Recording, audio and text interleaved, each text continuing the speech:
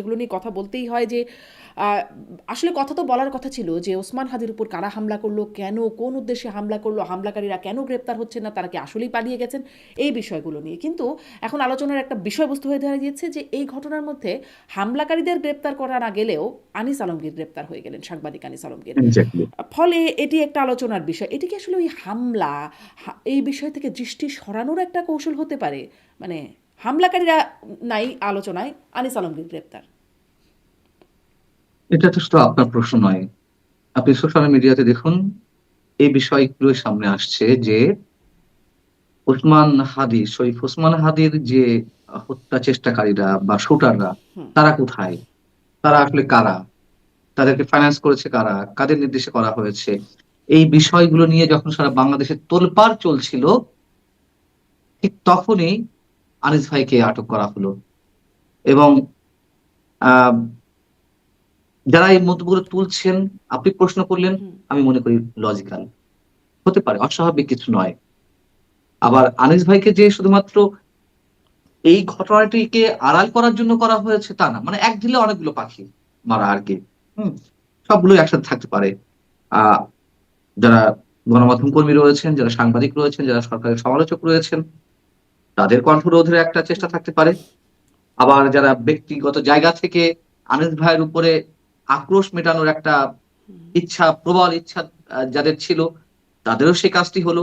আবার ওসমান হাদির যারা শুটার, তারা কোথায়, তারা কেন পালিয়ে গেল, বা পালিয়ে না গিয়ে থাকলে কেন আটক করা হচ্ছে না, এই বিষয়গুলো ধামাচাপা দেওয়ার জন্য হতে পারে। জি, অনেকগুলো কারণ বললেন যে যারা মানে বিরোধিতা করছে। মানে এই সময়েই যে তাকে গ্রেপ্তার করা হলো এবং আমরা দেখলাম যে প্রথমে তাকে জিজ্ঞাসাবাদের জন্য নিয়ে যাওয়া হলো জিম থেকে, নিয়ে যাওয়া হলো। তারপরে জিজ্ঞাসাবাদ দীর্ঘ সময় ধরে হলো। হওয়ার এক পর্যায়ে গিয়ে মামলা হলো না। সাধারণত আমরা জানি মামলা হলে তারপরে গ্রেপ্তার হয়। এখানে আগে পুলিশ নিয়ে গেল, বা মানে এটা কি পুলিশ স্বয়ংক্রিয়ভাবে করলো, নাকি ধরেন এই যে কথাবার্তাগুলোর চাপ সেটির ভিত্তিতে হলো? মানে হাদিকে হত্যা চেষ্টা, আমি সম্ভবত সামনে হত্যাকারী বলেছিলাম, হত্যা চেষ্টাকারী বা হত্যা চেষ্টার পর এই যে আমরা দেখলাম আসিফ মাহমুদ উপদেষ্টা, সাবেক উপদেষ্টা, তিনি বললেন যে এখন থেকে যারা গুলি করছে, মানে এরপর থেকে যারা গুলি করবে তারা না, যারা আওয়ামী লীগের পক্ষে বয়ান সৃষ্টি করবে বা তাদের পক্ষে যারা কথা বলবে তাদের পক্ষে, তাদের মানে তারা টার্গেটেড হবে। একই রকম কথা দেখলাম নাহিদ ইসলাম বলছেন এরকম। এই বা ফাতিমা তাসনিম জুমা, ঢাকা বিশ্ববিদ্যালয়ের মানে ডাকসু নেত্রী একজন, তাদের বক্তব্যের ইম্প্যাক্ট এটা, মানে নাকি পুলিশের একটা স্বয়ংক্রিয় অবস্থান? আপনি যদিও বলছিলেন, তারপরে আমি এই মন্তব্যগুলোকে একটু না, ঠিক আছে। সুতায় গেঁথে জিজ্ঞাসা করলাম। প্রথম কথা হচ্ছে যে আনিস ভাইকে কোন ধরনের মামলা ছাড়াই, ওয়ারেন্ট ছাড়াই আটক করা হয়েছে, এটা শুধু আনিস ভাইয়ের ক্ষেত্রে নয়, এটা তো হচ্ছে, এটা দীর্ঘদিন ধরে হচ্ছে। এটা আওয়ামী লীগের সময় কিছু কিছু জায়গায় হয়েছে, তবে সাংবাদিকদের ক্ষেত্রে হয়েছে বলে আমার মনে হয় না। আপনি চিত্রগ্রাহক, ফটো সাংবাদিক শহীদুল আলমের কথা বলতে পারেন, আপনি ফটো সাংবাদিক কাজলের কথা বলতে পারেন, সাংবাদিক প্রবেশ সিকদারের কথা বলতে পারেন, প্রত্যেকের বিরুদ্ধে কিন্তু স্পেসিফিক মামলা ছিল। সেই মামলাগুলো নিয়ে বিতর্ক থাকতে পারে, মানে হয়রানি করার উদ্দেশ্য করা হয়েছে নাকি তারা সত্যি সত্যি অপরাধী, সেগুলো অন্য আলোচনা। কিন্তু মামলা হয়েছে, মামলা হওয়ার পরে আটক করা হয়েছিল। আবার মামলা ছাড়াও অনেক পলিটিক্যাল লিডারকে আটক করা হয়েছে, তুলে নিয়ে যাওয়া হয়েছে আওয়ামী লীগের সময়, এটাও সত্য কথা। কিন্তু এখন যেটি হচ্ছে, মানে কোন ধরনের মামলা, কোন ধরনের অভিযোগ, মিনিমাম কোন কারণ ছাড়া যাকে তাকে যখন তখন তুলে নিয়ে যাওয়া হচ্ছে। আমাদেরকে যখন আটক করা হলো মঞ্চ ৭১-এর হুম। ওই সেমিনার থেকে, তখন কি আমাদের নামে মামলা ছিল? বরঞ্চ আমরা মবের শিকার হয়েছিলাম। আনিস ভাইয়ের কপাল এদিক থেকে ভালো যে তিনি মবের শিকার হননি। আমরা মবের শিকার হয়েছিলাম, চোখের সামনে মুক্তিযোদ্ধাদেরকে রক্তাক্ত করা হলো, লাঞ্ছিত করা হলো, এবং একটা হরিবল সিচুয়েশন তৈরি করা হলো। আমি নিজে ফোন দিয়েছিলাম তো পুলিশকে, 999-এ। পুলিশ এলো, আমাদেরকে নিরাপত্তা দেওয়ার কথা বলে, হেফাজতে নেওয়ার কথা বলে নিয়ে যাওয়া হলো ডিবি অফিসে। ঠিক একইভাবে আনিস ভাইকে যেভাবে জেরা করা হয়েছে, তার আগে বসিয়ে রাখা হয়েছে, সেম আমাদেরকেও বসিয়ে রাখা হয়েছিল। আমাদেরকে নেওয়া হলো দুপুর 12টা, 12:30টার দিকে। রাত 10টা পর্যন্ত আমাদের কাছে ফোন ছিল। কোন ধরনের কোন সিদ্ধান্ত তখন পর্যন্ত ছিল না যে আটক দেখাবে নাকি ছেড়ে দিবে। উপর মহলে, একেবারে শীর্ষ মহলে, টপ মোস্ট লেভেল থেকে যখন নির্দেশনা এলো না কাউকে ছাড়া হবে না এবং মামলা দেওয়া হবে, তখন আমাদের ফোনগুলো নিয়ে নেওয়া হলো টপ মোস্ট লেভেল এবং মানে তারপরে কোত্থেকে, কোন লেভেল, কে? সর্বোচ্চ লেভেল থেকে।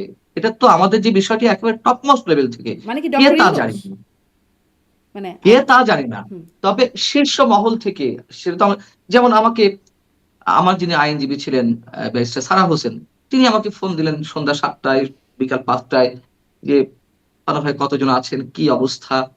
আ আচ্ছা চিন্তা করেন না। আমি অমুকের সাথে কথা বলেছি।" একেবারে গভর্নমেন্টের টপ মোস্ট লেভেলের যারা আছেন, উপদেষ্টাদের মধ্যে যারা প্রভাবশালী হুম এখনো পর্যন্ত তাদের সাথে কথা হয়েছিল।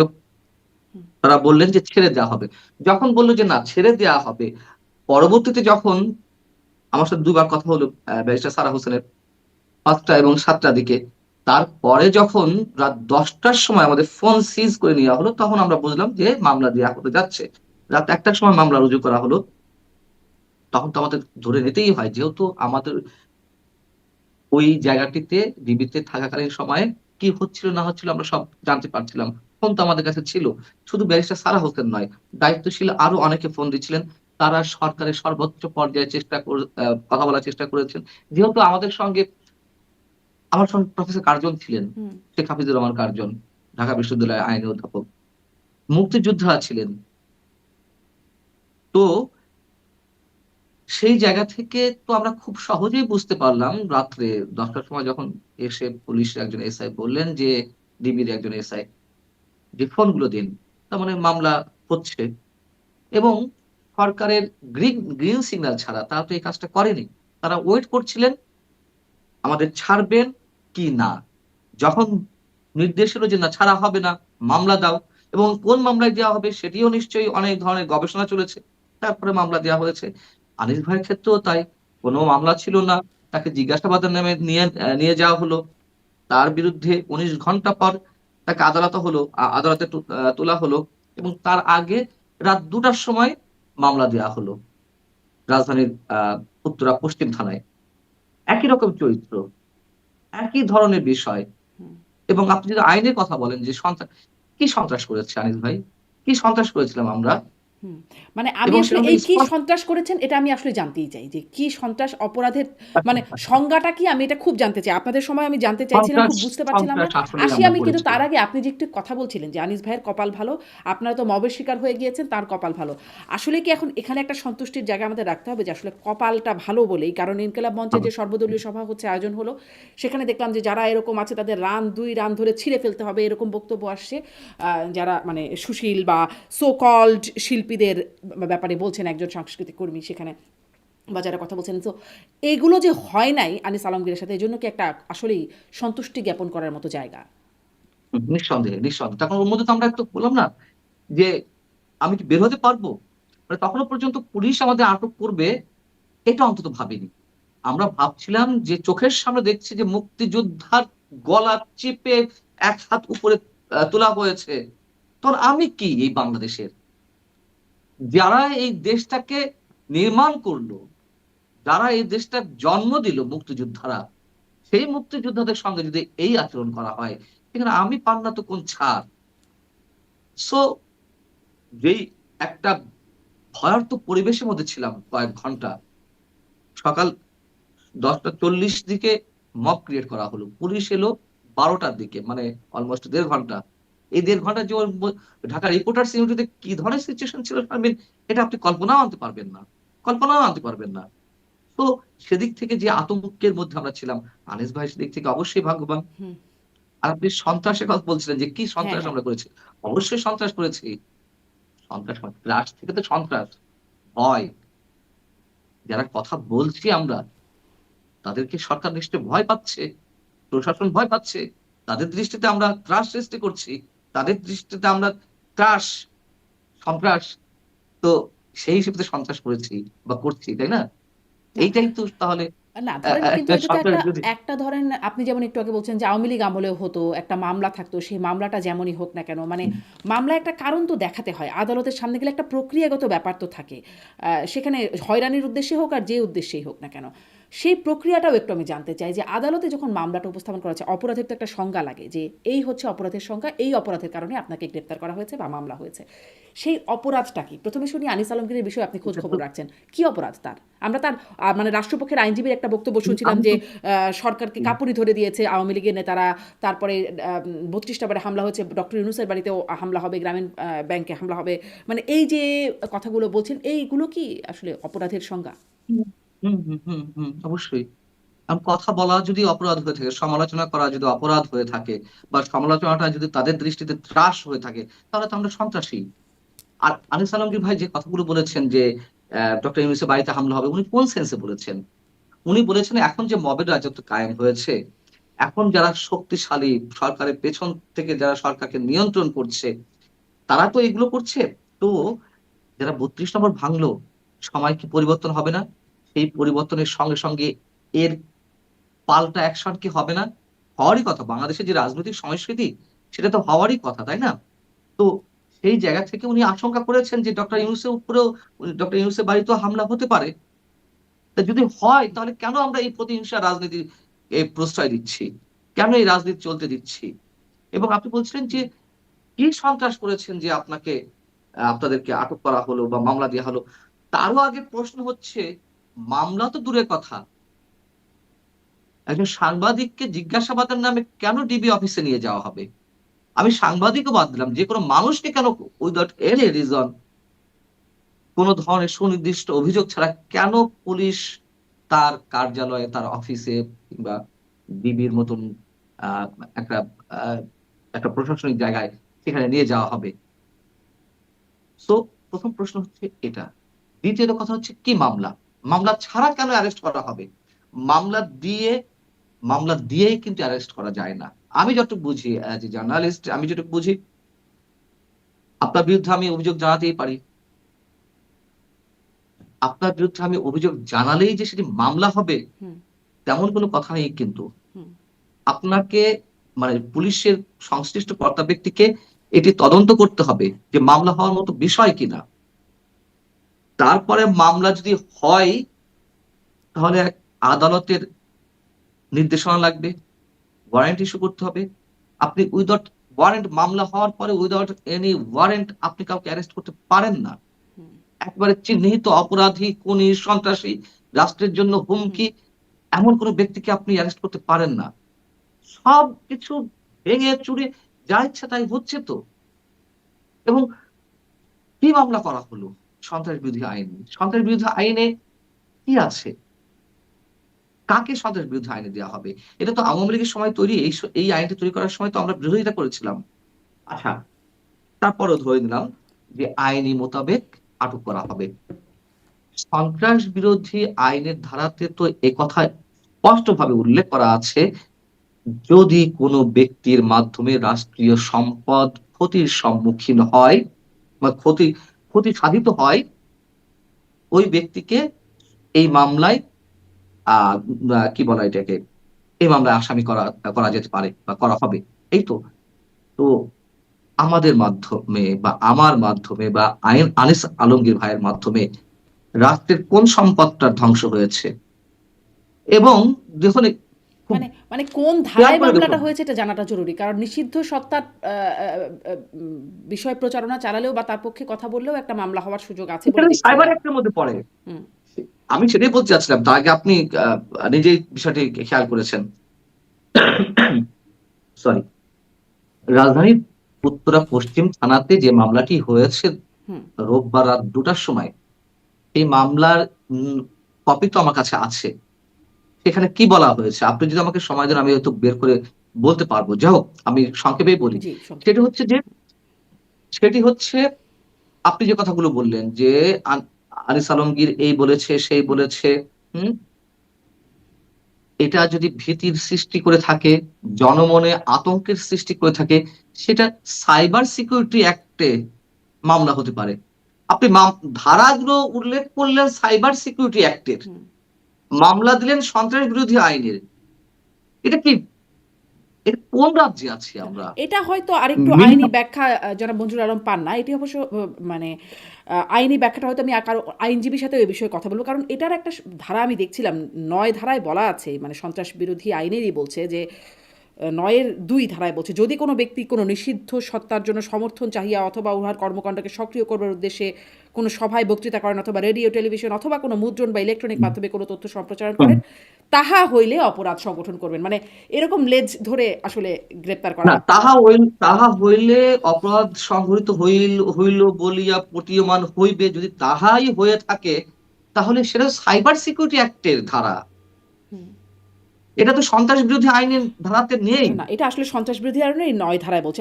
আমি আসলে আইনের এটি সন্ত্রাস বিরোধী আইনের 9 ধারায় জি, আছে। জি, জি, এটা সন্ত্রাস বিরোধী আইন। আমি ওই আছে। আইনটিই খুঁজছিলাম। আচ্ছা। হ্যাঁ, 2009 সালের আচ্ছা। আইন, সেটি 2য় অধ্যায় 9-এর 2 আ ধারায় এটা বলা এ- হয়েছে। এ- এ- এটা কি সংশোধিত আইন? আমি তো জানি সংশোধন হয়েছে। আচ্ছা, হোক, হ্যাঁ, হতে পারে। আমি আমার আসলে আমার এটাই আমার আসলে আইনি জায়গায় প্রশ্ন না। আমার প্রশ্নটা এটাই যে আ মানে তাকে কোন ধারায় দেয়া হয়েছে সেটাও আসলে জানবার একটা আগ্রহ ছিল। কারণ হয়তো আপনার সেটা সময় আমি পারে না, হয়তো ব্যারিস্টার আমার সালাম ভুল হতে হাসানকে পারে। ফলো করছিলাম আপনার হ্যাঁ। মামলার সময়। তখন তিনি হুম। বলছিলেন যে আসলে আপনারা তো রাষ্ট্রের কোনো সম্পদের ক্ষতি সাধন করেন হুম। নাই। ফলে আসলে প্রশ্নটা হচ্ছে কোন ধারায় মামলা হয়েছে।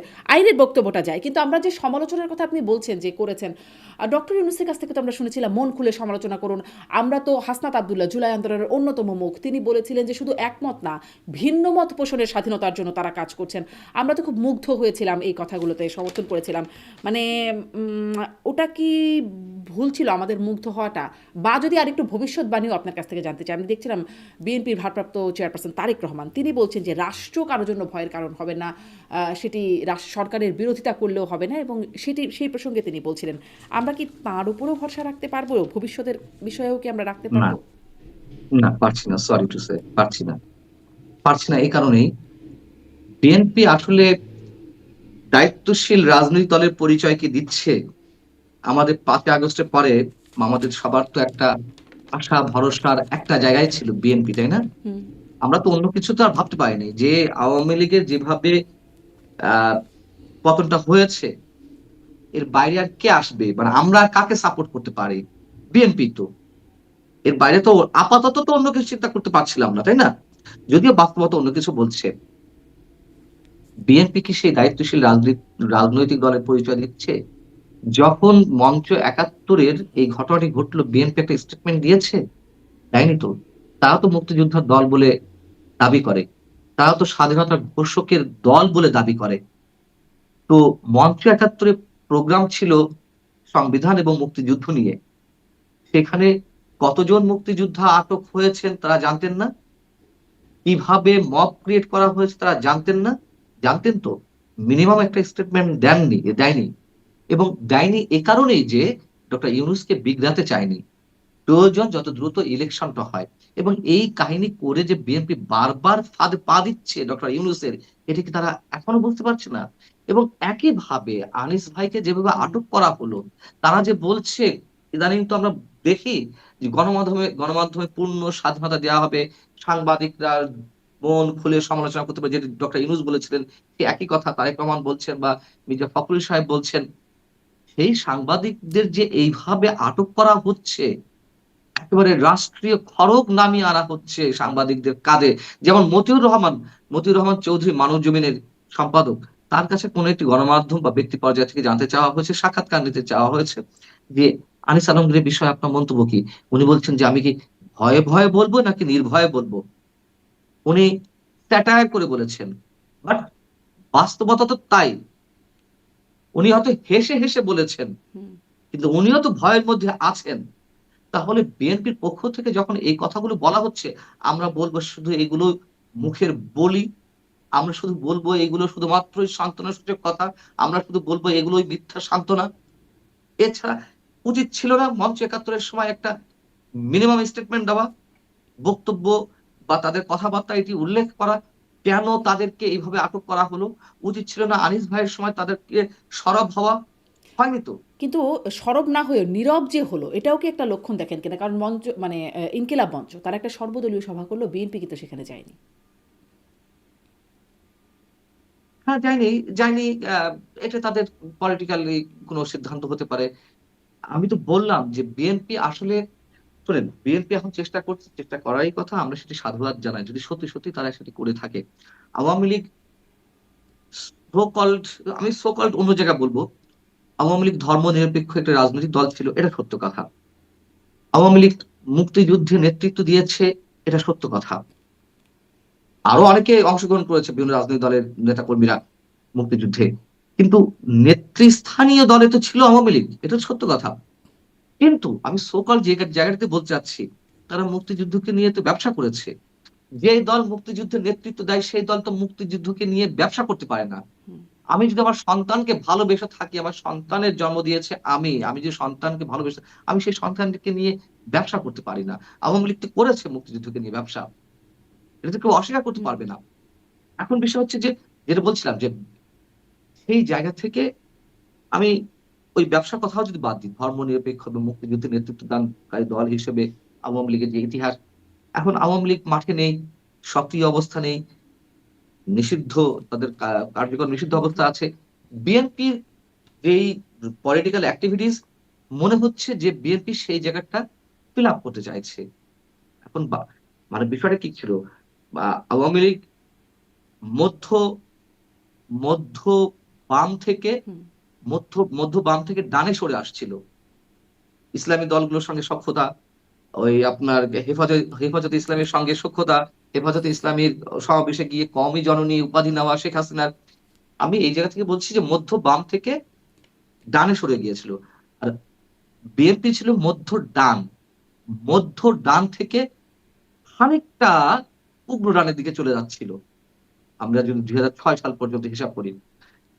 এখন যেহেতু আওয়ামী লীগ নেই, বিএনপি মোটামুটি সেই জায়গাটা আহ দখল ঠিক বলবো না, সেই জায়গাটা ফিল আপ করার চেষ্টা করছিল। কিন্তু বিএনপি এখনো তার জায়গায় স্থির হতে পারেনি, তারা আসলে কোন জায়গাটিতে স্ট্যান্ড নেবে। যেমন ধরুন, ফ্যাসিবাদ আপনার কাছে ভয়ঙ্কর নাকি যুদ্ধাপরাধীরা ভয়ঙ্কর, যদি আপনাকে প্রশ্ন করা হয়, আপনি নিশ্চিত ভাবে বলবেন যে না, দুটোই ভয়ঙ্কর। তারপর আমি প্রশ্ন করলাম, না আপনাকে একটা বেছে নিতে হবে, কোনটা ভয়ঙ্কর? আপনি নিঃসন্দেহে যুদ্ধাপরাধী দলকে আপনি ভয়ঙ্কর হিসেবে ধরে নেবেন। ফ্যাসিবাদের চেয়ে যুদ্ধাপরাধীরা যেই মানবতা বিরোধী অপরাধ করেছে, তাদেরকে তো আমরা কোনোভাবে টলারেট করতে পারি না। এখন বিষয় হচ্ছে যে আওয়ামী লীগকে তো ফ্যাসিবাদ হিসেবে ট্রিট করা হচ্ছে, বা সেটি প্রতিষ্ঠা করার একটা চেষ্টা তো এখনো চলছে, বা ধরে নিলাম আওয়ামী লীগ ফ্যাসিস্ট ছিল, সেই ফ্যাসিস্টের বিরুদ্ধে বারবার ঐক্যের ডাক দেওয়া হচ্ছে। ঐক্যের ডাক দিতে গিয়ে কি করা হচ্ছে, আমরা যুদ্ধাপরাধীদের সঙ্গে হাত মিলাচ্ছি।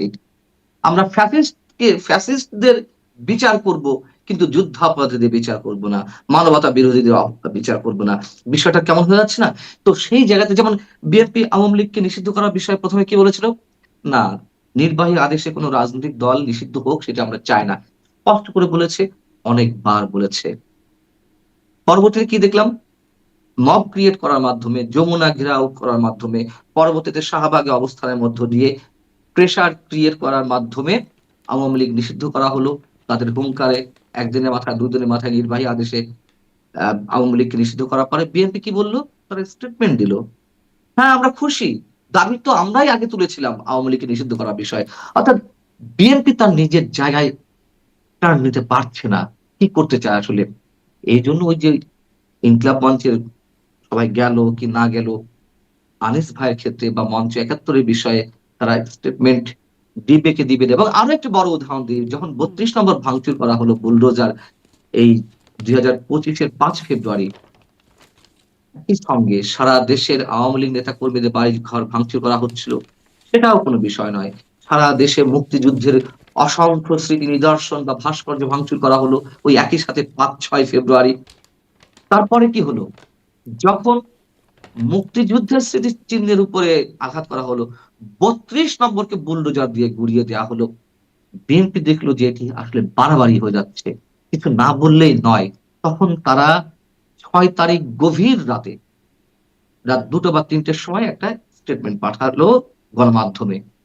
তাও ৩২ নম্বর উল্লেখ করেনি, উল্লেখ করেছিল মুক্তিযুদ্ধের স্মৃতি বিজড়িত নিদর্শনগুলোর উপরে হামলা, এগুলো আসলে বিএনপি সমর্থন করে না। দেখুন ভাষা, মানে তার কাছে মনে হচ্ছে যে আমি এই কথা বললে কি ফ্যাসিস্টের পক্ষে চলে যাচ্ছে, আমি এই কথা বললে কি আওয়ামী লীগের পক্ষে চলে যাচ্ছে, আমি এই কথা বললে কি ইসলামী দলগুলোকে মনক্ষুণ্ণ করা হচ্ছে। এখনো বিএনপি এই অস্থির জায়গাটাতে আছে। সো কিন্তু এটি একটা কি এই কারণ যে ধরেন আওয়ামী লীগ এতটা ব্যবসা করেছে, আপনি বলছিলেন যে মুক্তিযুদ্ধের চেতনা এই বিষয়গুলো নিয়ে এতটা ব্যবসা তারা করেছে, যার কারণে এখন সেই বিষয়ে কেউ কথা বলতে, মানে বিএনপির যে অবস্থানের কথা বলছেন, যে কথা বললে আমি ফ্যাসিস্টের পক্ষেই চলে যাই কিনা এই ভয়েই আসলে তারা কথা বলছে না, মানে তাদের একটা আমার মনে হয় তাদের একটা এই আমার জায়গা। মনে হয় হুম। যেমন যেমন আপনি দেখুন 5 আগস্টের পরে সারা দেশে কি অবস্থা ছিল, একটা ভয়ঙ্কর পরিবেশ। আওয়ামী লীগের নাম গন্ধ তো দূরের কথা, বঙ্গবন্ধু দূরের কথা, মুক্তিযুদ্ধের শব্দটা উচ্চারণ করতে পারছিল না মানুষ। আপনি দেখুন, এই কথা আমি অনেক জায়গায় বলেছি। আপনি তো টেলিভিশনে কাজ করেছেন, ভালো জায়গায় কাজ করেছেন, আপনি দেখেছেন না? আমরা তো দেখে আসছি, আমি যতদিন কাজ করছি অন্তত টেলিভিশনে, যেমন আমার সাংবাদিকতা টেলিভিশনে তো প্রায় 1.5 যুগ হয়ে গেল। টেলিভিশনের স্ক্রিনে এই যে জাতীয় দিবসগুলোতে শহীদ দিবস, বিজয় দিবস, স্বাধীনতা দিবসে ডগিয়ে উঠতো তো। হুম। বিজয় দিবস, স্বাধীনতা দিবসে স্মৃতিসৌধ কিংবা পতাকার সিম্বল, তো সিম্বলিক আকারে কিছু তো উঠতো। এখন আপনি চ্যানেলগুলোর দিকে তাকান তো, 2-4টা চ্যানেল ছাড়া কোথাও কিন্তু নাই। শহীদ দিবসে কালো ব্যাজ উঠতো, নাই। পত্রিকাগুলোতে এক কলামে ইতিহাস ভিত্তিক লেখা থাকতো। এখন হাতে গোনা 2-4টি পত্রিকা ছাড়া কোথাও নাই। এটি কেন হচ্ছে? ওই যে একটা আতঙ্ক, ওই যে ভয়, ওই যে 5 আগস্টের পরে মুক্তিযুদ্ধের শব্দটা উচ্চারণ করা যাচ্ছিল না। মুক্তিযোদ্ধারা নিজেরা পরিচয় দিতে সাহস পাচ্ছিল না যে আমি মুক্তিযোদ্ধা। এই ভয়গুলো আস্তে, আস্তে কাটিয়ে উঠেছে।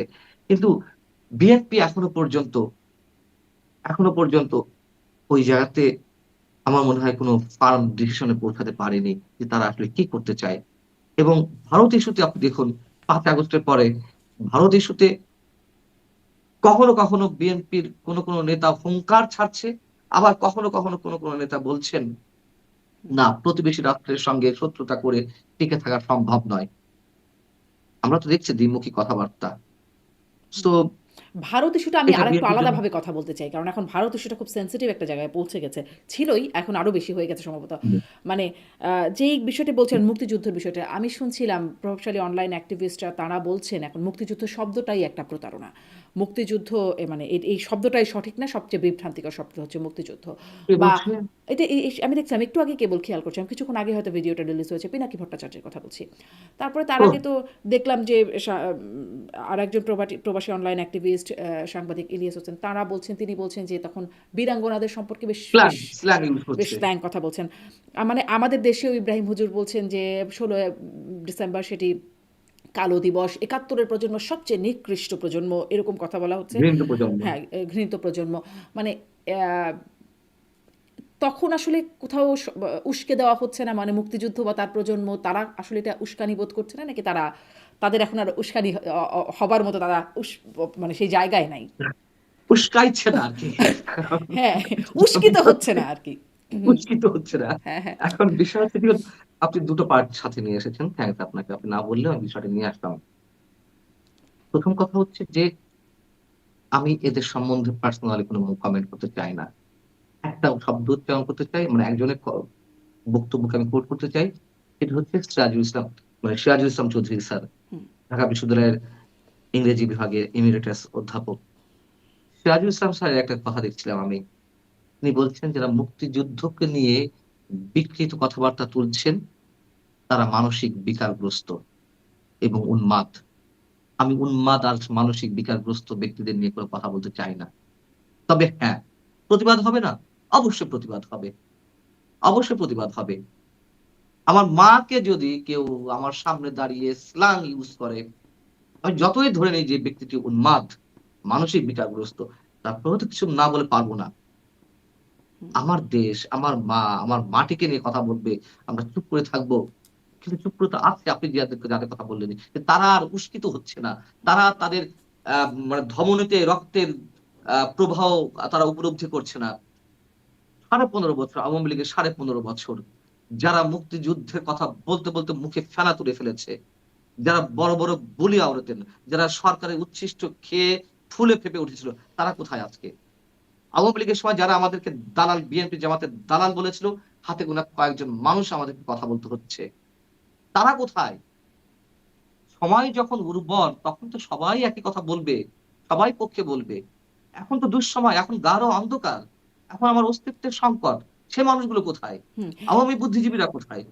জি, আওয়ামী বুদ্ধিজীবীরা কোথায় বলছেন অস্তিত্বের সংকটের কথা বলছেন। কিন্তু ধরেন আওয়ামী লীগ আমলে যতই বলেন আপনি যুদ্ধাপরাধ, মানবতা বিরোধী অপরাধ এগুলোর সাথে সম্পৃক্ততার জন্য একটা দলকে চিহ্নিত করার ব্যাপার আছে। কিন্তু তার বাইরেও তাদের আরও অনেক বক্তব্য আছে। তারা একটা রাজনৈতিক দল। তাদের একটা সমর্থন আছে। ছোট একটা জনসমর্থন বা বড় একটা জনসমর্থন যেমনই সমর্থক হোক, আমি জামাত ইসলামের কথা বলছি। তারা যে আওয়ামী লীগ আমলে কোথাও কথা বলবার সুযোগ পেল না, কোনো গণমাধ্যমে আসতে পারল না, কোনো টক শোতে কখনো প্রতিনিধিত্ব করলো না।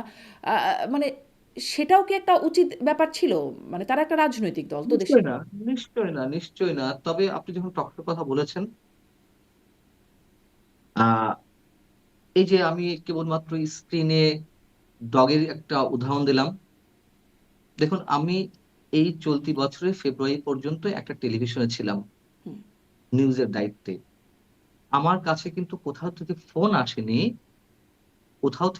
আসেনি যে এটা করা যাবে না। সিম্বলিক এই বিষয়টি, এটি শো করা যাবে না, কোনো ফোন কিন্তু আসেনি। কিন্তু কর্তৃপক্ষের নির্দেশ ছিল না। ওটারাও মানে সেলফ সেন্সরশিপের জায়গা থেকে বলছি আমি।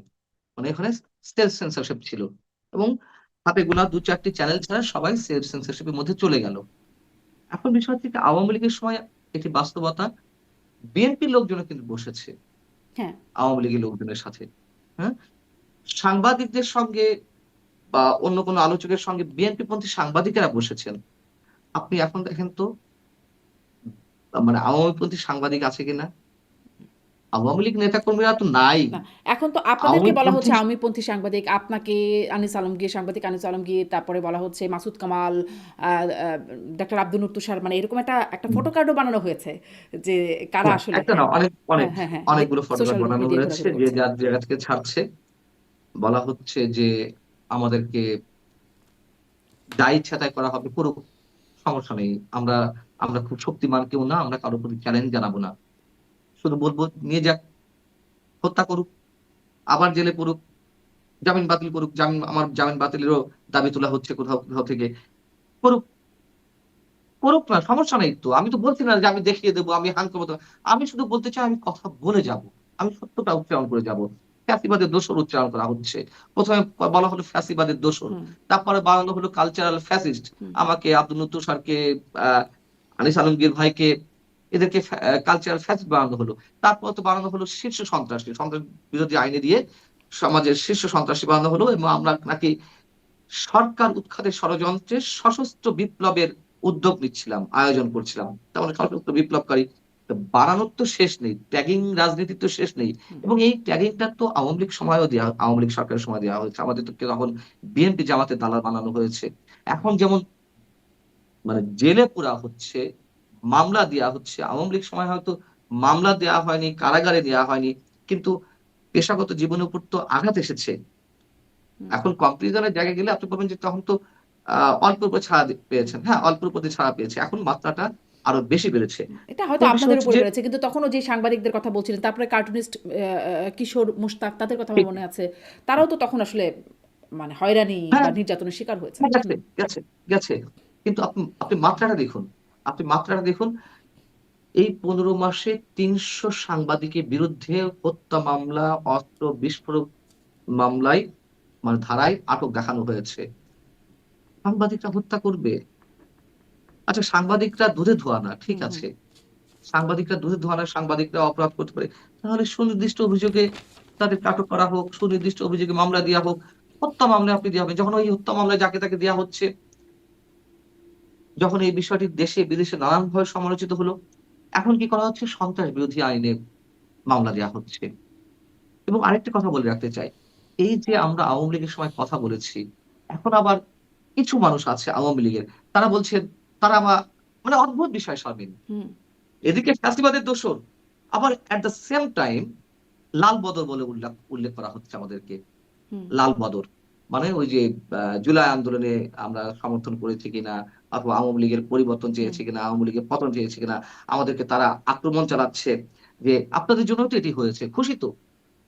এই কথা বলার কোনো স্কোপ নেই যে আজকে যদি জঙ্গিবাদ চরমপন্থা উত্থানের একটা উর্বর ক্ষেত্র তৈরি হয়ে থাকে, তার জন্য আমরা দায়ী কেন? আমরা আওয়ামী লীগের সমালোচনা করেছি, এটা বলার কোনো স্কোপ নেই যে জঙ্গিবাদ বা চরমপন্থার উত্থান ঘটবে বিধায় আমি আজীবন আওয়ামী লীগকে সাপোর্ট করে যাব। আওয়ামী লীগের দুর্নীতি, আওয়ামী লীগের লুটপাট, আওয়ামী লীগের টাকা পাচার, আওয়ামী লীগের গণতন্ত্র হত্যা, বাক স্বাধীনতা হরণ, এইগুলোকে আমি সাপোর্ট করে যাব, এটা বলার তো কোনো সুযোগ নেই। বাট করা হচ্ছে, খোঁচা দেওয়া হচ্ছে, আক্রমণ করা হচ্ছে। এদিকে তারা বলছে আলবদর, আবার এদিকে তারা আরেক দল বলছে ফ্যাসিবাদের দোসর। কি এক অদ্ভুত মানে এই যে রোমাঞ্চকর এই অনুভূতি। শব্দগুলো এগুলো তো মানে খুব এমন না যে সচরাচর সবসময় ব্যবহৃত হয়ে হয়ে আসতো আগে থেকেই। এগুলো একটু ইউনিক টাইপের শব্দ। এই শব্দগুলো কোত্থেকে উৎপত্তি হচ্ছে? ধরেন এই যে কালচারাল ফ্যাসিস্ট, এটা একটা খুবই মানে হ্যাঁ। মাথা খাটিয়ে আবিষ্কার করতে হয়েছে। বা এই যে মানে সহযোগীও বলা যেত, কিন্তু স্বৈরাচারের দোসর, ফ্যাসিস্টের দোসর একদম মানে একদম শব্দবন্ধ তারা বানানো হয়েছে। বা ওদিকে আবার লাল বদর, মানে শব্দর উৎস হুম, কোথা থেকে আসছে? কি? ভালো তো, খুব চমৎকার, মানে আর্টিস্টিক শব্দ সব। হ্যাঁ, হ্যাঁ, বটেই। মানে এত গবেষণা করে, এত সৃজনশীলতার জায়গা থেকে এই শব্দগুলো উচ্চারণ করা হচ্ছে, ট্যাগিং এর জায়গা থেকে, আক্রমণের জায়গা থেকে। এই এই মাথাগুলো, এই মানে উর্বর মস্তিষ্ক প্রসূত যে ভাবনাগুলো, এগুলো যদি একটু পজিটিভলি অ্যাপ্লাই করা হতো, দেশটা কত সুন্দর হতো, তাই না? তা না, এগুলো তো প্রতিহিংসা, এগুলো তো প্রতিহিংসার জায়গা থেকে হচ্ছে সবকিছু। নোংরামির জায়গা থেকে হচ্ছে। যদিও আমি বলেছি যে সৃজনশীল জায়গা থেকে হচ্ছে, আর্টিস্টিক ওয়েতে হচ্ছে। এগুলো আমি স্যাটায়ার করে বলছি। জঘন্য তো। এগুলো তাও তো ভালো, যে ভাষা আক্রমণ করা হচ্ছে। কিছু, কিছু এই যে ব্যক্তি আছেন সোশ্যাল মিডিয়ায়, মানে আপনি নারী, আপনি যে একজন নারী, আপনার প্রতি আমার সম্মান প্রদর্শন করতে হবে। সেই সম্মানটাও, ন্যূনতম সম্মানবোধ আপনার প্রতি আমি দেখাচ্ছি না। অথবা আমাকে যখন অ্যাটাক করা হচ্ছে, আমার মা, আমার ওয়াইফ, আমার কন্যাকে নিয়ে এমন সব বিষয় উল্লেখ করা হচ্ছে। দেখুন, আমি এখানে একটি জায়গায় আওয়ামী লীগের পক্ষে না বলে পারছি না। সাবেক তথ্য প্রতিমন্ত্রী আওয়ামী লীগের সময় সাম মুরাদ, কি মুরাদ যেন ছিল? মুরাদ, হ্যাঁ, সবাই আসলে ভিন্নভাবে, মানে তার প্রচলিত নাম টাকলা মুরাদ। হ্যাঁ। Nickname right. সে যখন জাইমা রহমান সম্বন্ধে খুব প্রচন্ড কুৎসিত একটা শব্দ উচ্চারণ করলেন, তার মন্ত্রিত্ব কিন্তু ছিল না। শুধু মন্ত্রিত্ব নয়, আওয়ামী লীগের সব ধরনের সদস্য পদ থেকে তাকে বাদ দেওয়া হয়েছিল। শুধু বাদ দেওয়াই নয়, তাকে দেশ ছাড়তে হয়েছিল। আর এখন আমাদের মুক্তিযুদ্ধকে নিয়ে যেভাবে নোংরা ভাষা ইউজ করা হচ্ছে, নারীদেরকে নিয়ে, অথবা আমাকে টার্গেট করেছে, আমার স্ত্রী, আমার মা, আমার সন্তানকে নিয়ে যেভাবে জঘন্য কুৎসিত ভাষায় মিথ্যা সব কথা বলা হচ্ছে, তাদের বিরুদ্ধে তো একটা ব্যবস্থাও নেওয়া হচ্ছে না। কতটা কুৎসিত জায়গায় আমরা যাচ্ছি, কুৎসিত জায়গা অবলম্বন করছি। এর শেষ আছে তো, আছে। সব জিনিসের একটা শেষ আছে না? আমি যে বললাম যে আমাকে ধরে নিয়ে যাক, আমাকে হত্যা করুক, আমার উপর মব চালাক, আমাকে কারাগারে নেওয়া হোক, কি হবে? সব থেমে যাবে? শেখ হাসিনা মনে করেছিলেন দুপুর 12টা 20-এ যখন তিনি দেশ ছাড়েন, সকাল 10টায় তিনি মনে করেছিলেন যে তাকে এইভাবে দেশ ছেড়ে চলে যেতে হবে? যারা ক্ষমতায় থাকে তারা এগুলো মনে রাখে না। তাদের প্রতি এই জায়গা থেকে আমাদের করুণা, যে তাদের সামনে কি ভবিষ্যৎ রয়েছে। ন্যাচারাল পানিশমেন্ট বলে তো একটা কথা আছে। সে তো হয়, আপনি কোন কিছু বিশ্বাস না করেন, ন্যাচারাল পানিশমেন্টটা তো বিশ্বাস করতে হবে।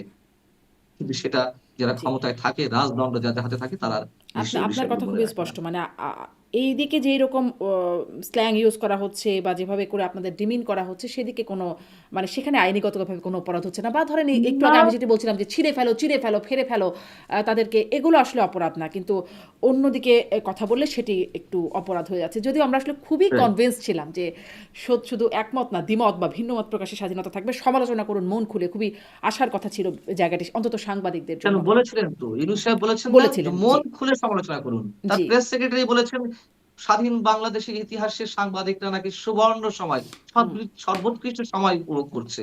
এই তার নমুনা। এখন এই যে সাংবাদিকদের মানে আনিস আলমগীরকে গ্রেপ্তারের পরে সম্পাদক পরিষদ একটা বিবৃতি দিয়েছে, বা তার আগে কদিন আগে আন্তর্জাতিক সংগঠন সিপি যে তারা বলছেন যে মানে কাশিমপুর কারাগারে যারা আছেন সাংবাদিক তারা বেশ করুণ অবস্থায় আছেন, তাদের মুক্তির কথা বললে তখন প্রেস সচিবের কথা বলছেন, তিনি বলছেন যে আইন তার নিজস্ব গতিতে চলছে, এখানে প্রধান উপদেষ্টার হুম, করার কিছু নাই। দারুণ নিজস্ব গতি চলছে, ভয়ঙ্কর ভাবে নিজস্ব গতি চলছে। চলছে তো, যা চাইছে সেই গতিতেই চলছে। এবং হিউম্যান রাইটস ওয়াচও স্টেটমেন্ট দিয়েছিল আমার ক্ষেত্রে। রিপোর্টার্স উইদাউট বর্ডার্স, তারাও খুব স্ট্রংলি একটা প্রোটেস্ট দিয়েছিল আমার ক্ষেত্রে। আশা করি আনিস ভাইয়ের ক্ষেত্রে আসবে। আহ ধারণা করা হচ্ছিল যে আমাদেরকে আটক করে সরকার সম্ভবত ভুল করেছে, এটা ফিল করতে পারছে, অথবা ন্যাশনালি ইন্টারন্যাশনালি যে প্রতিবাদগুলো গড়ে উঠেছিল সেখান থেকে হয়তো বোধোদয়ের সৃষ্টি হয়েছে যে না, এইগুলো করা ঠিক হচ্ছে না। ওই যে আপনি একটু আগে বলছিলাম যে আমরা ভয়ংকর ভাবে আশাবাদী হয়ে উঠেছিলাম যে একটা পরিবর্তন পজিটিভলি হবে, সেই জায়গায় আমরা সবাই আশাহত হলাম। ঠিক শেষ মুহূর্ত পর্যন্ত আমি আশাবাদী হয়েছিলাম, অন্তত আমার ক্ষেত্রে যেগুলো বলা হয়েছিল অন্তত সেটি সরকারের জন্য একটু বিব্রতকর। দেখলাম না, কিছুই না, যা করার ওই যে নিজস্ব গতি চলছে, নিজস্ব গতি হুম। তো বটেই। তার যে নিজস্ব ধর্ম, সরকারের সেই ধর্মের দিকে যাচ্ছে। মানে আসলে এই বিষয়টা খুব একটু ভাবতে অবাকই লাগে। এই অবাক লাগাটাও যে নতুন অবাক হচ্ছি তা না, কিন্তু মানে ঘটনা বারবার ঘটছে তো বা প্রায় প্রায় ঘটছে, তো অবাক হওয়ার ডিউরেশনটা আসলে কমে যাচ্ছে, যে খুব অল্পতেই আমরা অনেক অবাক হওয়ার মতো ঘটনা দেখে ফেলছি। যেমন এই যে পুলিশ নিয়ে গেল, মামলা হলো, মানে অভিযোগ যে কেউই করতে পারে, আপনি বলছিলেন পুলিশ মামলা হলো, আচ্ছা মামলাও হলো, কিন্তু আদালতও কনভিন্স হয়ে যাচ্ছেন। যেমন আনিস আলমগীরকেও 5 দিনের রিমান্ড দেয়া হলো, আপনাদেরও জামিন বারবার প্রত্যাখ্যাত হয়েছে, আদালতও কিভাবে কনভিন্স হয়ে যান? কোন আদালতে কথা বলছেন? মানে এই যে ধরেন আপনাকে যখন আদালতে তোলা হলো, আপনার রিমান্ড হলো, জামিন বাতিল হলো, আনিস আলমগীরকে এখন তোলা হলো, আনিস আলমগীরের 5 দিনের রিমান্ড সে হলো। বুঝতে পারছি, আমি জাস্ট পাল্টা প্রশ্ন আপনাকে করলাম, বললাম মানে কোন আদালতের কথা বলছেন? বাংলাদেশ আদালতের কথা? নিম্ন আদালত তো নির্বাহী বিভাগের অধীনে এখনো। আমার সাথে সেদিন একটি শোতে ছিল আমার নিজস্ব যে হুম, পডকাস্ট বা ইউটিউব চ্যানেল, সেখানে আম Bangladesh human rights and peace for, কি যেন? Human rights and peace for বাংলাদেশের চেয়ারম্যান অ্যাডভোকেট মনজির মোরশেদ, তিনি তো স্পষ্ট করে বলেছেন যে বিচারকরা আতঙ্কের মধ্যে থাকেন, বিচারকরা শঙ্কার মধ্যে থাকেন। আমি তার কথা কোট করছি হুম। যে সরকারের পক্ষে বা সরকার যদি চায় সেই পক্ষে মানে তার রায়টি না এলে কখন তাকে কোন বিপদের মধ্যে পড়তে এমন হয় কথা ব্যারিস্টার সারা স্পষ্ট হোসেনও করে বলেছেন, বলেছেন। হ্যাঁ। হুম, হ্যাঁ, তাহলে এখানে আমার আর আপনার মন্তব্যে কি আসে যায়? এবং যখন কেউ জামিন নিতে যাচ্ছে, তখন স্ট্রেইট বলা হচ্ছে উচ্চ আদালতে যান। কারণ তার দেয়ার এখতিয়ার নেই। তিনি এটাই মিন করাচ্ছেন। এবং অনেক ক্ষেত্রে বিচারকরা তারা এম্বারাসড ফিল করছে। তারা ইচ্ছার বাইরে গিয়ে এগুলো করতে বাধ্য হচ্ছে। আর উচ্চ আদালত, আমি কোন মন্তব্য করব না। আমার আমার আমি নিজের জায়গা থেকে বলি, আমি তো মানে যেই জায়গা থেকে জামিনটা আমার হয়েছে এর পরে ছিল আর ICC, international international court of criminal. আম হুম। মানে ইন্টারন্যাশনাল লোয়ার ক্রিমিনাল কোর্টে কোর্ট, জামিন হ্যাঁ। দিল না। হ্যাঁ, সরি। মানে আইসিসির কথা বলছেন, ইন্টারন্যাশনাল ক্রিমিনাল কোর্ট, হ্যাঁ, মানে হ্যাঁ। আচ্ছা। আন্তর্জাতিক অপরাধ হুম, আদালত যেটাই। মানে ঐখান থেকে, মানে এখানে না হলে হয়তো, মানে আমি কথা বলছি স্যাটায়ার করে যে সর্বশেষ ধাপ ওঠে ছিল পৃথিবীর, মানে সর্বোচ্চ বিচারক তো আল্লাহ। মানে পৃথিবীর বুকে আর সর্বোচ্চ আদালত হুম। ছিল মানে ওইটা। আপনার মানে সর্বোচ্চ আমার, জায়গা থেকে আপনি জামিন হয়েছে, আপনার জামিনটা। হুম, হ্যাঁ, আমি সেটা বলছি যে হুম, এর পরে স্পষ্ট। ছিল আর আইসিসি, আল্লাহর পরে। নিম্ন আদালতে জামিন হলো না, উচ্চ আদালতে জামিন চাওয়া হলো, জামিন দিল। চেম্বার জজে আদালতে বা রাষ্ট্রপক্ষ বিরোধিতা করলো যে জামিন স্টে করার জন্য। চেম্বার জজ আদালত বিব্রত বোধ করলেন, তারা পাঠিয়ে দিলেন, মানে তিনি পাঠিয়ে দিলেন সুপ্রিম কোর্টের, হাইকোর্ট থেকে চেম্বার জজ, চেম্বার জজ থেকে হুম, সুপ্রিম কোর্টের অ্যাপিলেট ডিভিশনে। সুপ্রিম কোর্টের অ্যাপিলেট ডিভিশনে ওইখানে গিয়ে বলা হলো রাষ্ট্রের পক্ষ থেকে, মানে রাষ্ট্রপক্ষের আইনজীবীরা বললেন যে আমরা সশস্ত্র বিপ্লবের জন্য উদ্যোগ নিচ্ছিলাম। তো বিষয়টা হচ্ছে, আপনি বলছেন যে আদালতেও কি হচ্ছে, হয়তো হাইকোর্ট, হয়তো সুপ্রিম কোর্ট, হয়তো অ্যাপিলেট ডিভিশন এখনো পর্যন্ত কিছুটা স্বাধীন, কিছুটা স্বাধীন। দেখুন, আওয়ামী লীগ সরকারের সময় আপনার মনে আছে এস হুম, আলমের দুর্নীতি তদন্তের জন্য একটা অর্ডার দিয়েছিল হাইকোর্ট। তৎকালীন প্রধান বিচারপতি হাসান ফয়েজ সিদ্দিকী, আমার যদি হুম, নামটি ভুল না হয়ে থাকে, হুম, হাসান ফয়েজ সিদ্দিকী নেতৃত্বাধীন অ্যাপিলেট ডিভিশনের পূর্ণাঙ্গ বেঞ্চ কি করলো? এস আলমের বিরুদ্ধে কোনো তদন্ত করা যাবে না। কি ভয়ঙ্কর জঘন্য একটি, এটি হুম, জাজমেন্ট তো না, এটি অর্ডার। কি ভয়ঙ্কর একটি অর্ডার! একজন দুর্নীতিগ্রস্ত মানুষ, তার বিরুদ্ধে হাইকোর্ট বলেছে তদন্ত করতে। এটি সম্ভবত ব্যারিস্টার সুমন হুম। একটা রিট করেছিলেন। তিনিও এখন কারাগারে। সেইখানে প্রধান বিচারপতি নেতৃত্বাধীন বেঞ্চ সেই তদন্ত থামিয়ে দিচ্ছে। এখনো তেমন অনেক কিছু ঘটতে পারে। আমি সেই জায়গা থেকে বলছি, আদালত যে স্বাধীন, মানে সুপ্রিম কোর্ট মানে সুপ্রিম কোর্টের তো ২ টি শাখা, উচ্চ আদালত। অ্যাপিলেট ডিভিশন কিংবা হাইকোর্ট, তারা যে স্বাধীন সেটি আমি কিভাবে বলব? ওই যে হাসান ফয়েজ সিদ্দিকীর নেতৃত্বে যে বেঞ্চটি এস আলমের দুর্নীতি তদন্তের বিষয়ে হাইকোর্ট যেটি বলেছিল সেটি স্থগিত করল, সেটি বাতিল করল। এটি কি প্রধান বিচারপতির নিজের ইন্টারেস্টে? নিশ্চয়ই না। তৎকালীন আওয়ামী লীগ সরকারের নিশ্চয়ই কোন ধরনের ওহী নাজিল হয়েছিল তাদের পক্ষ থেকে। যে ওহী দ্বারা আদিষ্ট হয়ে প্রধান বিচারপতি তখন এটি বলেছিলেন। আমরা তো অ্যাস্টনিশড হয়ে গেলাম। ঠিক এখনো অনেক কিছু চলতে পারে যেগুলো মিন করতে পারে মানে যে সেইরকম কোনো পুরোপুরি স্বাধীন অহিদার নয়। আদিষ্ট হয়েই কি কাউকে ছাড়া হচ্ছে আর কাউকে না? ধরেন আপনি বলছিলেন হাফিজুর রহমান কার্জন আইনের শিক্ষক বা আরো যারা আপনাদের সাথে গ্রেপ্তার হলেন, হু, তাদের হু। সবার তো জামিন হলো না। আপনার হলো, লতিফ সিদ্দিকীর হলো। বাকিদের কেন হলো না? না, বাকিদের হয়েছে তো। সবার জামিন বাকিদের হয়েছে? হয়েছে। সবাই হাফিজুর রহমান সবাই কার্জনের মোটামুটি জামিন বেরিয়ে হয়েছে? হ্যাঁ, হ্যাঁ, হ্যাঁ। ও আচ্ছা, আমি তাহলে হয়েছে। এই ইনফরমেশনটা না, মিস করছি। এটা হতেই পারে। সব খোঁজ রাখতে হবে এমন কোন হুম, কথা নেই। যে আমার পরে হয়েছে। আচ্ছা। মানে আমাদেরটাই ফার্স্ট। হুম, আমাদেরটা হওয়াতে আইসটা ব্রেক করেছে আরকি, হ্যাঁ? মানে আমি ছিলাম ৩ নম্বর আসামি। A professor Hafizur Rahman Curzon ছিলেন ২ নম্বর আসামি আর লতিফ সিদ্দিকী ছিলেন ১ নম্বর আসামি।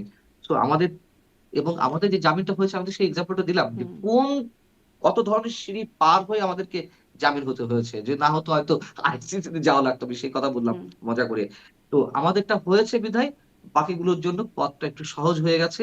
আমাদেরটা রেফারেন্স হিসেবে কাজ করেছে যে এই একই মামলায় হুম। ১, ২, ৩ নম্বর আসামির জামিন হয়েছে তাহলে অন্যগুলো কেন হবে না? খুব স্বাভাবিক। তখন জাজরা দেখেছেন না আর আটকায় রাখা যায় না। ঠিকই তো।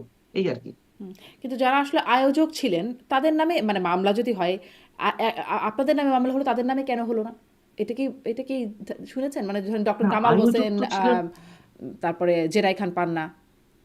না, ডক্টর কামাল হোসেন স্যার তো আ উনি তো আয়োজক না, উনি চিফ গেস্ট হিসেবে আসার কথা ছিল। আয়োজক ছিলেন অ্যাকচুয়ালি মুক্তিযোদ্ধারা। আর মঞ্চ ৭১ হচ্ছে এটার কোন বডি নেই। এটার নাম মানে এখনো কোন বডি তৈরি করা হয়নি, কোন কমিটি তৈরি করা হয়নি। আম জেরা খান পান্না ভাই, অ্যাডভোকেট জেরা খান পান্না ভাই আর বীর প্রতীক আব্দুল্লাহ আল মাহমুদ। এই ২ জন মিলে যখন ওই যে সংবিধান দুমড়ে ফেলা হবে, মুচড়ে ফেলা হবে, পায়ের নিচে ফেলা হুম, হবে, ছুঁড়ে ফেলা হবে এসব কথা বলা হচ্ছিল। তখন তারা তাদের দায়বদ্ধতার জায়গা থেকে যে ৭১ এ মুক্তিযুদ্ধের মাধ্যমে আমাদের এই প্রাপ্ত সংবিধান, এটার সংস্কার হতে পারে, এটার কাটাছেঁড়া হতে পারে, সংযোজন, বিয়োজন হতে পারে। কিন্তু ছুঁড়ে ফেলা হবে কেন? সেই জায়গা থেকে উনারা এই একটা সংগঠনে আত্মপ্রকাশ করেছিলেন, তাও নামটা দিয়ে। হুম, এখন ওই প্রোগ্রামে আয়োজকরা কেন অ্যারেস্ট হলেন না? আয়োজক আসলে ওখানে আয়োজকও কেউ নেই, গেস্টও কেউ নেই। সব নিজেরা। আমি হয়তো গিয়েছিলাম ইনভাইটেড জার্নালিস্ট হিসেবে। 'প্রথম আলোর' সৌরভ ভাই সিনিয়র জার্নালিস্ট কিংবা আ যুগান্তরের মাহবুব কামাল ভাই আমরা ছিলাম। আবার আনিস আলমগীর ভাই যাওয়ার কথা ছিল, মাহবুব কামাল ভাই যাওয়ার কথা ছিল। তারা হয়তো যায়নি যেকোনো কাজে বা যেকোনো কারণে। এখন বিষয় হচ্ছে যে এই ধারণাটা এই আওয়ামী লীগের মধ্য থেকে কেউ ছড়িয়েছে। এমনি তো যারা বিরোধী গ্রুপ আছে হুম, সাধারণত বিরোধী শক্তির গ্রুপ যারা মব ক্রিয়েট করেছে তারা এই হাইপটি তুলেছিল। আবার আওয়ামী লীগের মধ্য থেকে কেউ এটি বলার চেষ্টা করেছে, পান্না ভাইকে বিতর্কিত করার চেষ্টা করেছে যে তিনি কেন গেলেন না? দেখুন আমি পার্সোনালি পান্না ভাইকে চিনি, জানি। পান্না ভাই প্রচন্ডভাবে অসুস্থ একজন মানুষ। পান্না ভাই হুইল চেয়ারে চলাফেরা হুম, করে। পান্না ভাই লোয়ার পোরশন মোটামুটি প্যারালাইজড। তো উনি এমনিতেই হয়তো দেরিতে আসছিলেন। সভা শুরু হওয়ার কথা ১০ টায়। ১০টা ৪০ এ এই ঘটনা ঘটে। হয়তো ১৫-২০ মিনিটের মধ্যে উনি আসছিলেন আ বা আসার পথে ছিলেন যখন এই ঘটনাগুলো শুনলেন, তখন আর এলেন না। আর ডক্টর কামাল হোসেন সাহেব কিন্তু চিফ গেস্ট ছিলেন। আর এই ঘটনা এই উম আ মানে এই কথা যখন তার কানে গেল তার তো আসার প্রশ্নই ওঠে না। হুম। তো এই ধারণাটি দেখুন পান্না ভাই শেখ মানে হাসিনার কেন গেলেন না সেই প্রশ্নটা আমি করি নাই। মানে মামলা যদি হয় আপনারা ষড়যন্ত্র করছিলেন, তো আয়োজকরা তারাও আমি কেন সেটাই হলেন না বলছি যে আরকি মামলার আসামি? ওখানে আয়োজকদের আমি বললাম না যে আমরা কিছু লোক বাদে আয়োজক যারা শ্রোতাও তারা, হুম, স্টেজে ছিলেনও তারা। ওখানে তো স্টেজে ছিলেন অধ্যাপক আনোয়ার হোসেন স্যার, ঢাকা বিশ্ববিদ্যালয়ের বাংলা হুম, বিভাগের ইমেরিটাস অধ্যাপক।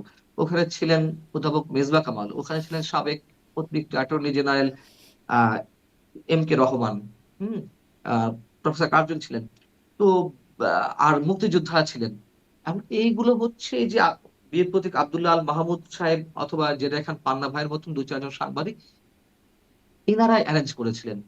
আর পান্না ভাইকে তো আটক করার বিষয়টি আহ, আহ, এমনিতে সে এজেড পার্সন, অসুস্থ মানুষ, সিনিয়র আইনজীবী, মানবাধিকার কর্মী, তার তিনি নিজেই একটা প্রতিষ্ঠান। হুম। হয়তো ভয়ের জায়গা থেকে বা অন্য কোনো আতঙ্কের জায়গা থেকে পান্না ভাইকে অ্যারেস্ট করেনি। এটি মানে এক ছেলের পান্না ভাই, তো এই কারণে জি, আর এটি কি মানে ওর আমি জালে আসলে প্রশ্ন উঠতেই পারে। এটির আসলে কোনো কারণ হয় না ঠিক যে কেন তাদেরকে করা হলো না আর কেন আপনাদেরকে করা হলো।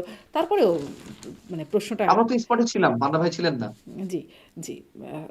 আমি একটু এখানে জানতে চাই যে আপনি কারাগারেও ছিলেন, কাশিমপুর কারাগারেই তো, তাই না? তো সেখানে আসলে সেখানে কেমন মানে অন্য সাংবাদিকরা কেমন আছেন? সিপি যে কনসার্নটা তুলছেন যে খুব করুণ অবস্থায় আছেন, তাদের খাবার, চিকিৎসা এই বিষয়গুলো ঠিকমতো হচ্ছে না বা তাদের থাকা খাওয়াটাও একটা অসুবিধার মধ্যে আছেন তারা। আপনার কি কোনো দেখবার বা জানবার সুযোগ হয়েছে কারাগারে থেকে? হম, কি বলেন আপনি? দেখবার সুযোগ হয়নি মানে আমার তো একদিক দিয়ে লাভ হয়েছে। হুম, আমি অনেক ধরনের সোর্স ক্রিয়েট করতে পেরেছি। আমি অনেক ধরনের আইটেম নিয়ে এসেছি, যা এর মধ্যে আমি কথা বলেছি যে কি অবস্থা চলছে, কি অবস্থা আছে বন্দীরা, কাদেরকে সন্ত্রাস বিরোধী আইনে দেওয়া হচ্ছে, মামলা দেওয়া হচ্ছে, 17 বছরের বাচ্চাকে সন্ত্রাস বিরোধী আইনে আটক করা হয়েছে, যার মিনিমাম কোনো ইনভলভমেন্ট নেই আওয়ামী লীগের রাজনীতি বা কোনো ধরনের রাজনীতির সঙ্গে।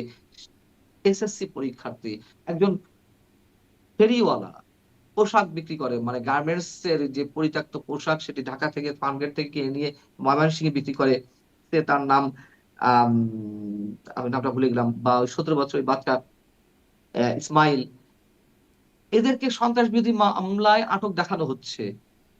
যারা আওয়ামী লীগের রাজনীতির সঙ্গে মিনিমাম কোনোভাবে ইনভলভ ছিল না, কখনোই না, তাদেরকে আটক করা হয়েছে। সবজি বিক্রেতা, ফুটপাতের হুম, খাবার বিক্রেতা, এদেরকে আটক করা হয়েছে। এদেরকে আটক করে রেখে দেওয়া হচ্ছে যে অমক ওয়ার্ডের সহ সভাপতি, অমক ওয়ার্ডে আওয়ামী লীগের দপ্তর সম্পাদক, অমক ওয়ার্ডের ছাত্রলীগের, অমক থানা ছাত্রলীগের জয়েন্ট সেক্রেটারি, সেন্ট্রালের সাংগঠনিক সম্পাদক পর্যন্ত দেখানো হচ্ছে।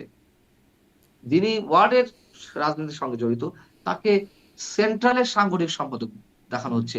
সেন্ট্রালের সাংগঠনিক সম্পাদক আওয়ামী লীগের কে আমরা জানি না, যারা বিচারকের আসনে বসে আছেন।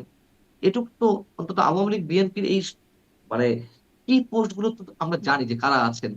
কিন্তু যখন লিখে দেওয়া হচ্ছে পুলিশের নথিপত্রে, মামলায়, সে শারমিন চৌধুরী ছাত্রলীগের সেন্ট্রাল কমিটির সহ সভাপতি, শারমিন চৌধুরীকে সবাই চেনে, তিনি একজন সাংবাদিক, কিন্তু কোনোভাবে ধরে আপনাকে লিখে দেওয়া হলো, তখন মনে করেন যে আমি জাজ, আমি ওইটা দেখার পরে আর কি কোনো জাজমেন্টের জায়গা থাকে যে আমি তাকে ছাড়বো না ধরবো? লেখা তো রয়েছে সাংগঠনিক সম্পাদক। ও বাবা, তাই তো, না একে তো জামিন দেওয়া যাবে না। এই বিষয়গুলো ঘটছে।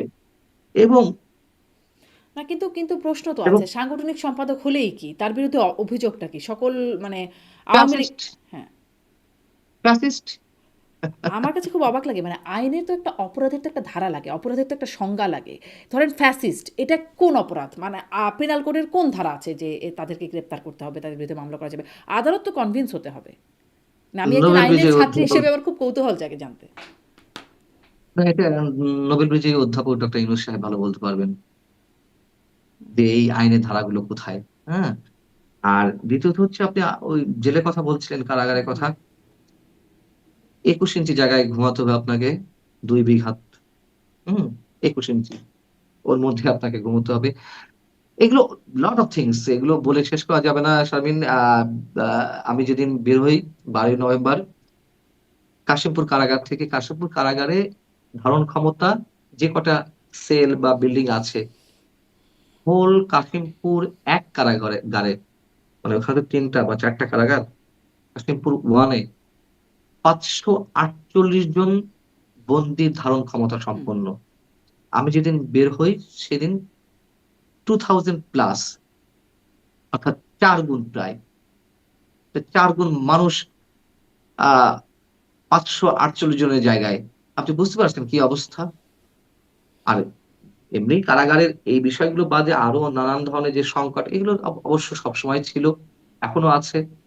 কিন্তু অন্যান্য যে বিষয়গুলো যা ঘটছে এখন, যেমন যেমন ধরুন ডিটেনশন, ডিটেনশনের আইনটা কোত্থেকে আসছে?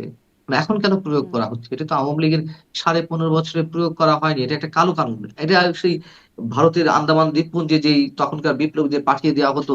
হুম, মানে একটা ঘরের মধ্যে আপনাকে সারা মাসের পর মাস থাকতে হবে। মাঝখানে কোন দিনের কোন এক সময়ে আধা ঘন্টা ছাড়া হয়। আধা ঘন্টা। আমরা যারা আ বন্দী ছিলাম, আমরা আমাদেরকে মুরগির খোপের মধ্যে ঢুকানো হতো সন্ধ্যার সময়। আবার সকাল ৭:০০ টার সময় বের করা হতো। অন্তত সকাল ৭:০০ থেকে দুপুর ৪:০০ বা বিকাল ৪:৩০ পর্যন্ত বাইরে থাকতে পারতাম। মানে বাইরে মানে ওই গ্রাউন্ডের মধ্যে আর হুম, কম্পাউন্ডের মধ্যে। কিন্তু যাদেরকে ডিটেনশন দেয়া হচ্ছে, তাদেরকে এক রুমের মধ্যে একা অথবা ২ জন এরকমভাবে মাসের পর মাস থাকতে হচ্ছে। আপনি বুঝতে পারছেন যে কতটা মানবতা বিরোধী এরকম একটি ধারায় তাদেরকে দেয়া হচ্ছে। এই যে মেঘনা আলম মডেল এবং অভিনেত্রী, তার সময় থেকে এই বিষয়টি আবারও চালু করা হয়েছে এই সরকারের সময়। এবং আমি যেদিন এলাম তার আগের দিন আমি দেখলাম যে ৪০ জনকে, আমি যে কারাগারে ছিলাম ওই কারাগারে ৪০ জনকে ডিটেনশন দেয়া হয়েছে। মানে কি ভয়ংকরভাবে মানবাধিকার লঙ্ঘন চলছে। জামিন হচ্ছে না। জামিন তো এখন মানুষ করাতেও চাইছে না অনেকে। কেন? এক জামিন হলে সে ৩ মাস থাকা হয়েছে, ২ মাস থাকা হয়েছে। ভিটে মাটি বিক্রি করে যা ২ শতক ৩ শতক জায়গা ছিল সেগুলো বিক্রি করে জামিন করানো হচ্ছে। জামিন করানোর পরে আবার ওইগুলো যখন বেল বন্ড যাচ্ছে জেল গেটে, তখন সেগুলো যাচ্ছে আবার বিভিন্ন গোয়েন্দা সংস্থার কাছে। হুম। অমুক মামলার অমুক আসামিকে কি ছাড়বো? তার তো জামিন হয়েছে। তড়িঘড়ি করে আরেকটা মামলা। একই কথা, একই ওয়ার্ড, একই সেন্টেন্স, শুধু নাম, বাপের নামটা চেঞ্জ করে দিয়ে দেয়া হচ্ছে। পেন্ডিং মামলা বলা হচ্ছে এগুলোকে, পিডব্লিউ।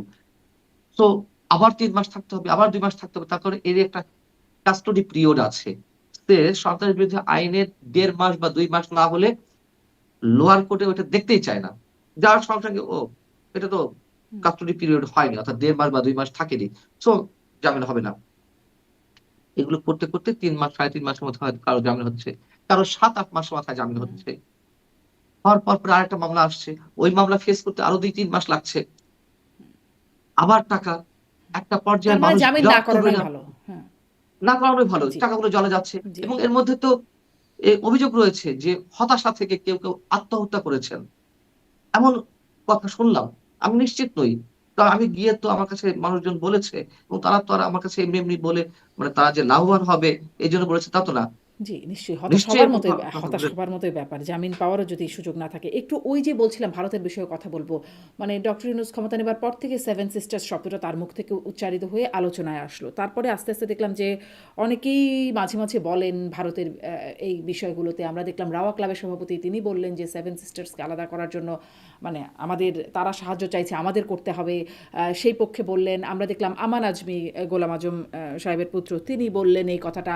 এখন এসে দেখছি হাসনাত আবদুল্লাহ বলছেন ভারতের সেভেন সিস্টার্সকে আলাদা করতে হবে, বিচ্ছিন্নবাদীদের, ভারতের বিচ্ছিন্নতাবাদীদেরকে আমাদেরকে এখানে আশ্রয় দিয়ে আলাদা করতে হবে। কথা পরিষ্কার, তিনি পরিষ্কার করে বলছেন।